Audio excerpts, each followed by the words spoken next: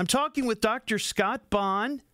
He is an expert, a criminologist in the field of serial killers, and he's going to be doing a live performance on October 29th, Victoria Theater at 7:30. First of all, Dr. Bonn, I guess I can call you Scott, yes?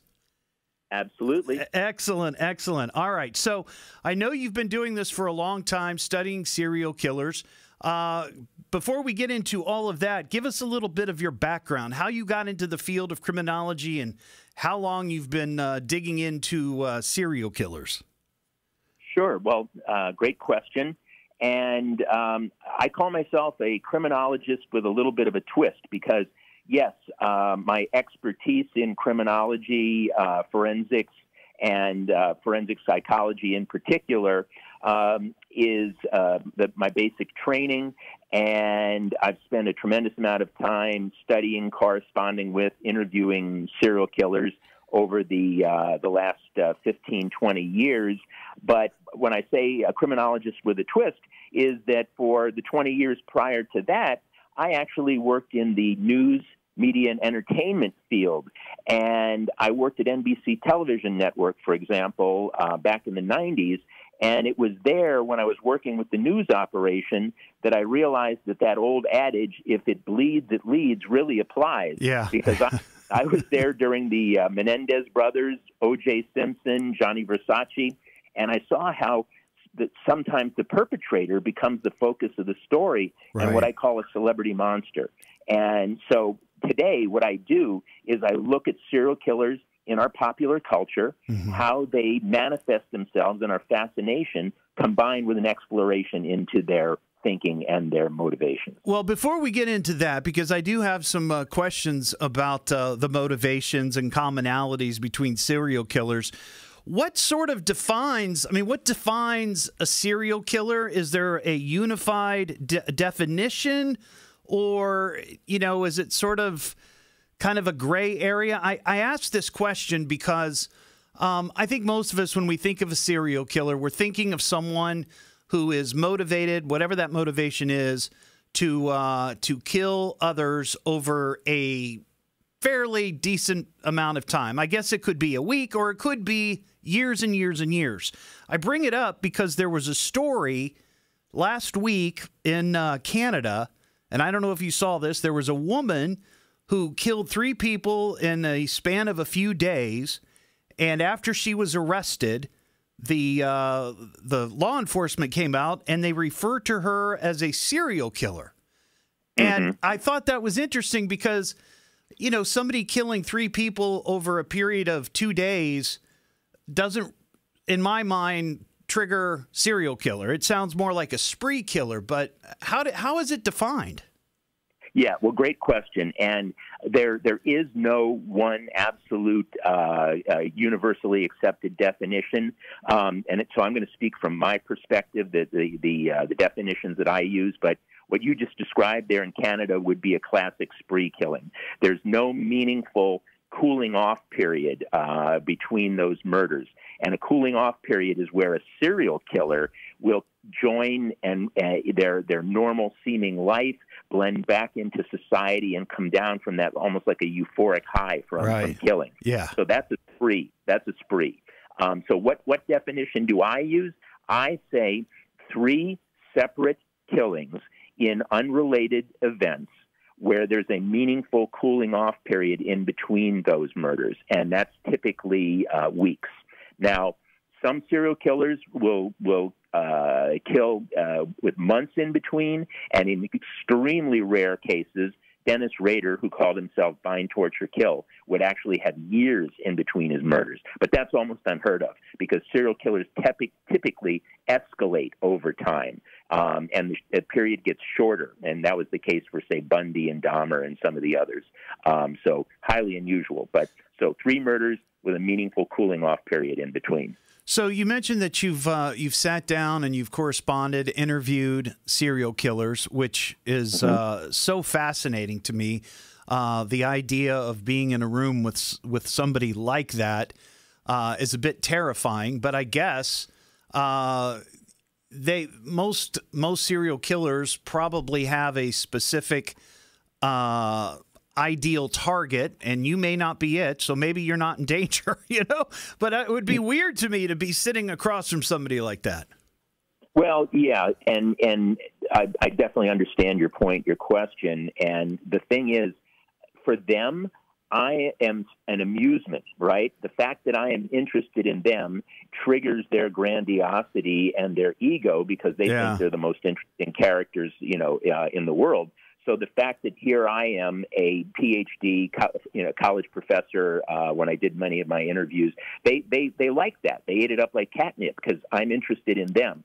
So they would definitely not be interested in doing me any harm because they want me to go back and report how interesting they are. Yeah.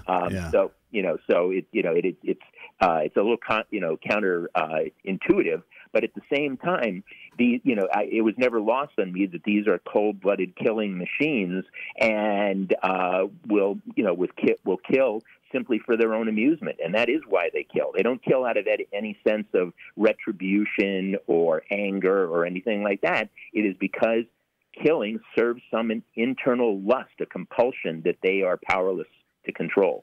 And is that sort of the commonality across the board with all serial killers? I mean, I would imagine the motivation or the triggers, or whether it's a triggering event or whatever it might be, could be different, but there is that sort of inner need. Yes. Well, you pretty much nailed it.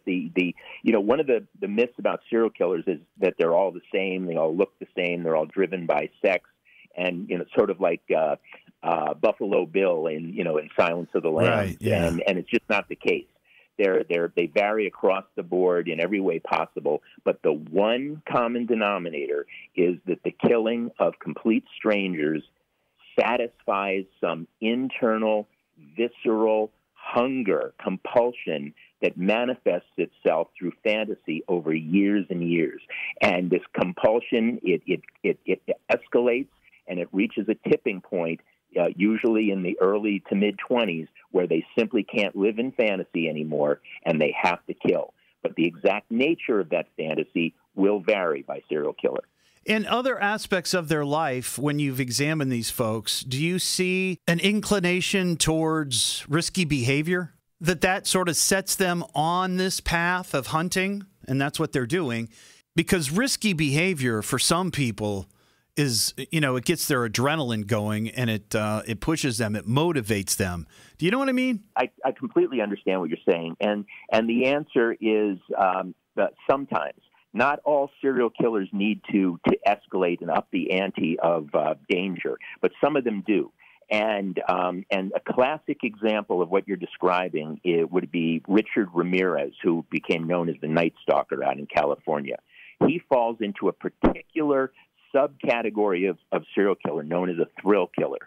And a thrill killer is a serial killer who has that need to escalate and up the ante of danger, make it more and more difficult each time because it adds to the thrill. It adds to the ultimate satisfaction when he pulls it off. Not all serial killers are that way, however. Right. More often than not, they need to control. They have a need to be totally in control of their environment in the situation. So the risky ones, the thrill killers, actually are in the minority. We hear lots of times when people talk about serial killers, the term psychopath and sociopath. Those are two different things. Can you sort of give us a definition and how they differ when it comes to serial killers? Yes. First and foremost, psychopaths and sociopaths are not considered clinical mental illnesses. According to the American Psychiatric Association, they fall into a category known as antisocial personality disorders, for which there is no cure, which is why when serial killers are caught, they typically can't use an insanity defense because they are not legally or clinically insane. Now, how do they differ? This gets to the nature versus nurture debate. Nature, were they born that way? Nurture, were they environmentally conditioned into it? In the case of psychopaths, they are a function of nature. They're born that way. They're biologically hardwired at birth to experience the world through their brain differently. And they are incapable, absolutely biologically incapable of normal emotional, empathetic connection. And as a result, they're just cold-blooded. They feel no pity or remorse when they hurt someone or kill someone. And a Ted Bundy or a BTK or a John Wayne Gacy, the killer clown, are classic examples of that. Now, sociopathic serial killer is different. These are individuals who are born with a normal brain and they can experience empathy, but they typically will experience childhood trauma, abuse, neglect, torture, and torment themselves, and they become conditioned, socialized, hence the term sociopath, into predatory behavior themselves. So they are a function of nurture. Classic example there, Eileen Wuornos. Some people may have seen the movie Monster, where Charlize Theron played the title role. She was brutalized when she was young, and she struck back at men that she blamed for her plight and her misery, and she was a classic sociopath. Sociopaths will tend to be volatile and have mood swings and be unpredictable. They're much easier to actually detect when you encounter one than a psychopath, because a psychopath is just like a cold-blooded machine. Right. One of the first serial killers that I remember hearing about, I'm 55 years old, and I remember sitting at the dinner table with my family having dinner, and there was a little black and white TV in the corner of the kitchen that we would watch the evening news while we were eating dinner. And I remember very specifically the Atlanta child killings and Wayne Williams. And I know there's been a there's been all kinds of Netflix series and Amazon series of serial killers. I thought that was interesting going back and watching the story of the Atlanta child killings. I think it was a season of Mindhunter. He seemed very almost flippant. It was like he was grandiose and showing off, and some of the way that they caught him and suspected it was him. He just seemed very blasé about it, and I thought that was very interesting. I don't know how much that really correlates to the reality of it, but I thought that was an interesting character, if I could use that term. Yeah, well, that's a very interesting observation, and it's true. These individuals, particularly those that, and I'm going to use BTK as an example, Dennis Rader, Bind, Torture, Kill. He was a true psychopath, a true narcissist. He only saw the world through, the lens of his own amusement, and you add sadism on top of it, which is a pretty toxic combination. Now, when he was ultimately apprehended and he realized they had the goods on him, he confessed, because it allowed him to then step up on the stage and to say to the world, look at the glory of my work. Look at my body of work, pardon the pun. Right. And I got away with it for 30 years, you fools. And I was even tormenting you and teasing you along the way by giving you clues about my whereabouts and my identity. So I am so much more intelligent than you. So they kind of like switch the stage, and it allows them to, bask in their glory in a different way. That is not inconsistent at all with serial killers, particularly of the the narcissistic variety. Right. Now, one of your books is entitled "Why We Love Serial Killers," and I know there's always sort of been a fascination with serial killers, but since since streaming began and podcasts, it seems like it's just gone through the stratosphere. So here's the question: why do we find serial killers so interesting? Well, that's exactly why I wrote the book. Why We Love Serial Killers, and it's a multifaceted thing. There's always been interest in true crime. I mean, all the way back to at least Jack the Ripper, and then in London in the late 19th century. And, of course, we had our own counterpart here in the United States at roughly the same time, H.H. Holmes in Chicago. Yeah. But what's happened is that technology and improvements in the media and certainly the Internet have allowed true crime fans to almost embed themselves into the investigations now. We have, what people are called web sleuths, who are actually trying to help law enforcement catch these individuals. So the recent spike, I think, in interest has been driven by technology, but the underlying interest has always been there.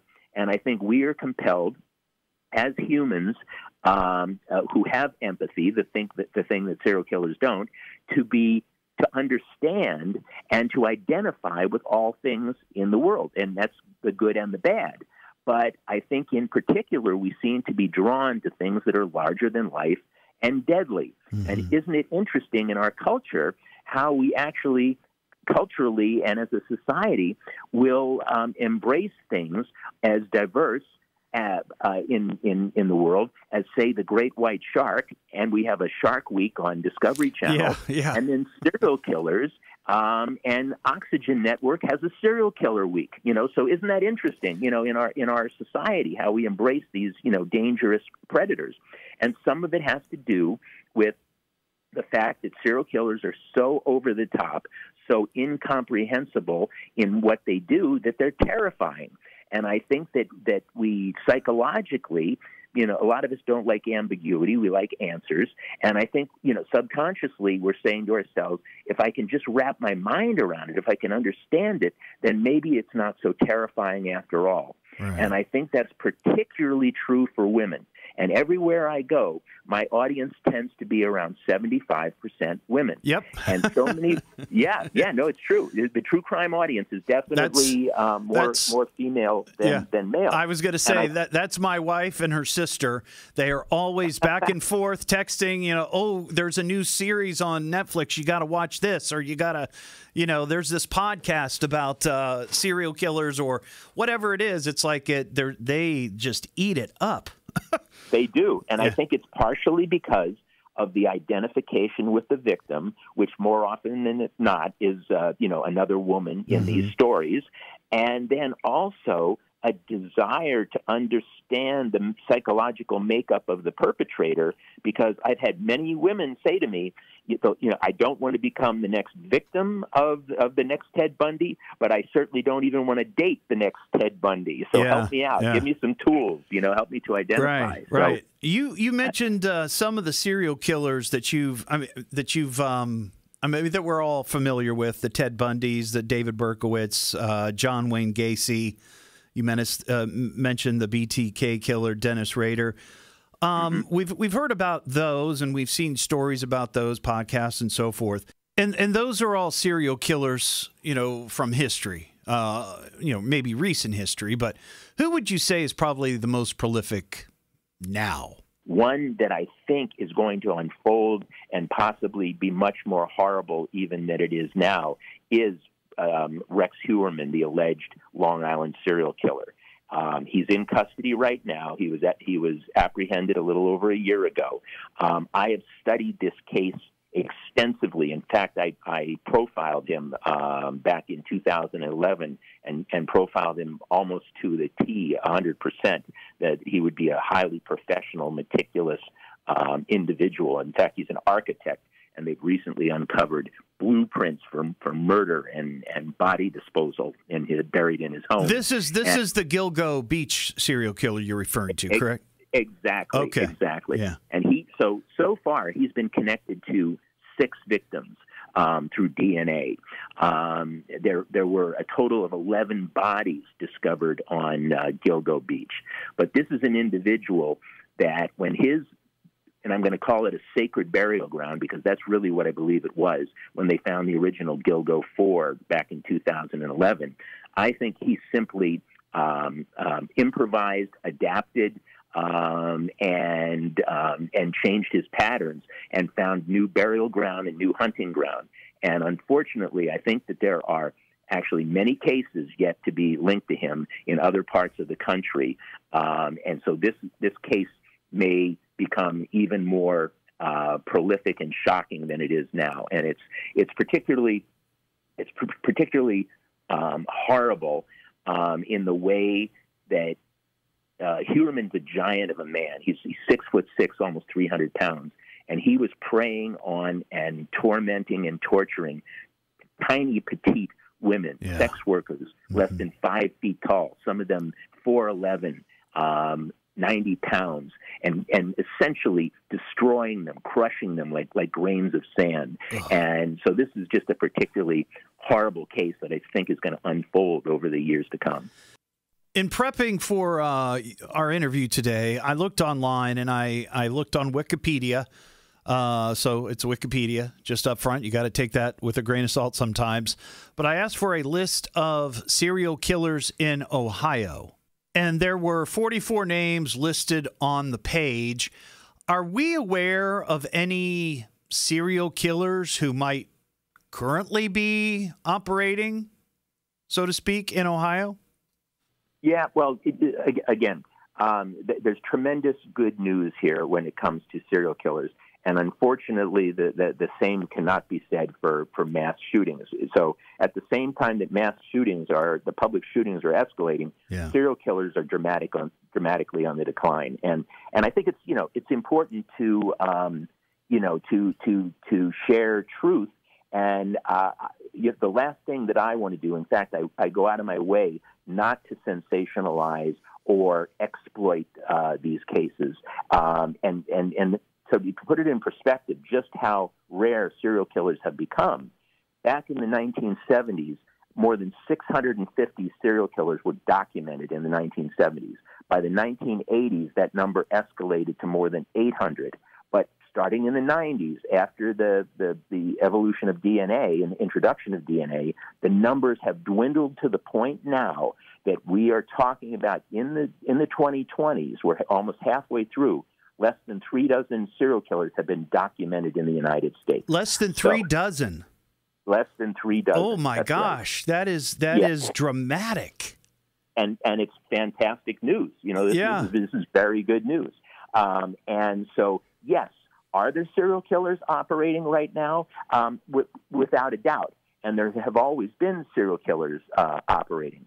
But they are far more rare than they used to be. It's so difficult now. It's so difficult to be a successful, prolific serial killer because of the advances in technology and because it's so much better understood. Up until 1973, when the behavioral science unit at the FBI began to study them in earnest, they didn't even call them serial killers. They called them mass murderers. They lumped them together with with the mass public shooters. Right. But we understand them so much better. And I firmly believe that many a fledgling wannabe serial killer is being caught now prior to even becoming a serial killer, and that is after their first murder, before they even attain serial killer status, because of the inroads in technology and policing, etc. Right. Are you familiar with the case of Alton Coleman? I know the name. He was I think, and I can't remember, he had an accomplice. I believe it was a female, but this was in Ohio, I think maybe parts of Indiana, back in the 80s. And I remember because there was a murder that they committed here in Dayton, and I know that they committed this at a few other places. And that it just popped into my head when I mentioned the Ohio serial killers, because I remember I had a paper route at the time, and I delivered early on Sunday mornings, and I had to go out and deliver when they were saying that this guy could be, somewhere in southwestern Ohio, and he had a connection to Dayton. And my mom and dad were like, "We're going with you. We're just going to make sure that you get home when you're out delivering your papers." But that was a huge story here in Dayton back in the 80s. Sure. Yeah. Well, and it sounds like your parents were wanting to protect you, which is a really good thing. Yeah. But just a comment on that. It's relatively rare for a serial killer to have an accomplice. And it is not to say that there aren't exceptions, because you just described one. But typically they're lone killers.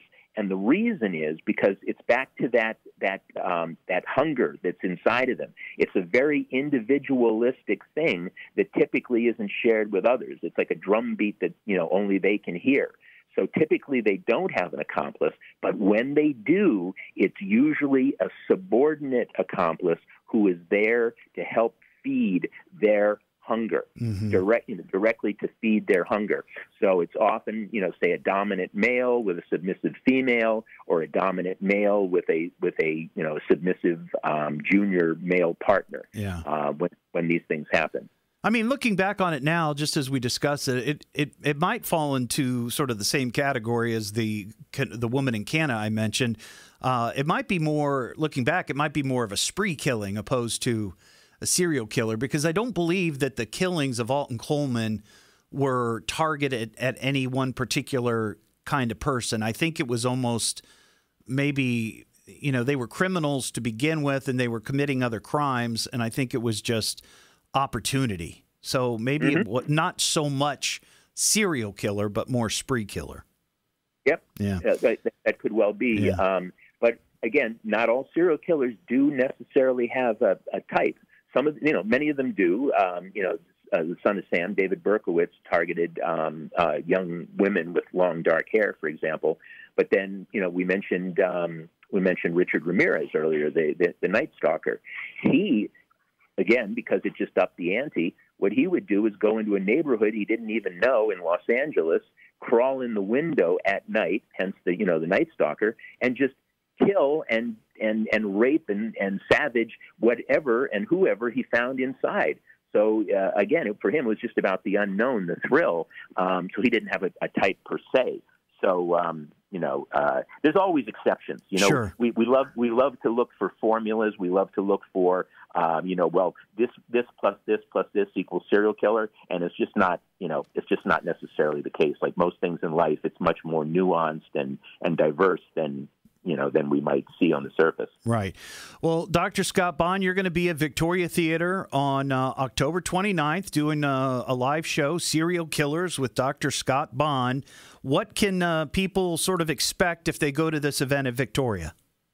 Well, it should be, and I plan for it to be an evening of thrills and chills, but also very informative and entertaining at the same time. It's a multimedia show. I have video, I have audio, and I spend the first act, first 45, 50 minutes, going through several very in-depth case histories of some of the most infamous characters of the last 50 years, their evolution, how they became the monsters that they became. And this is all based upon my actual interactions with these individuals. So it's unique perspective based upon my own correspondence, interviews, and experiences with these individuals.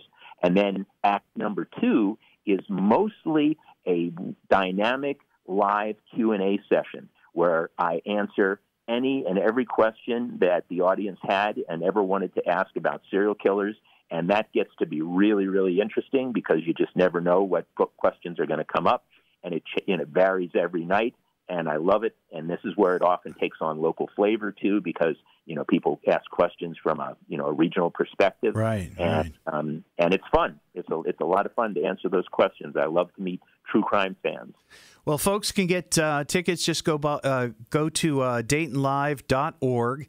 And you can get your tickets then. And, Dr. Scott Bonn, I appreciate you taking the time to talk with me because it is a fascinating subject.